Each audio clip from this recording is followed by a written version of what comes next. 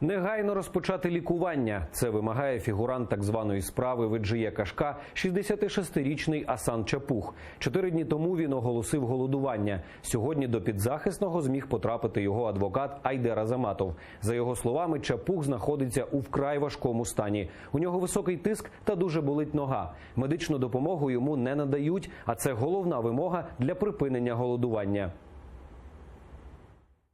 Состояние ужасное просто, то есть очень плохо ему. Он кое-как ко мне его вывели, то есть его в сопровождении сокамерника выводили. Первое главное условие – это чтобы его наконец-то начали лечить. Это он даже не ставит первоначальным изменение меры пресечения. Он ставит первоначально это, чтобы его начали лечить как надо, чтобы он получал должным образом квалифицированное лечение, а только потом об изменении меры пресечения. Нагадаю, Асана Чапуха разом з 3 іншими кримськотатарськими активістами затримали у листопаді минулого року. Їх звинувачують у вимаганні грошей у громадянина Туреччини. Під час арешту стало зле ветерану кримськотатарського руху Веджія Кашка. У кареті швидкої вона померла.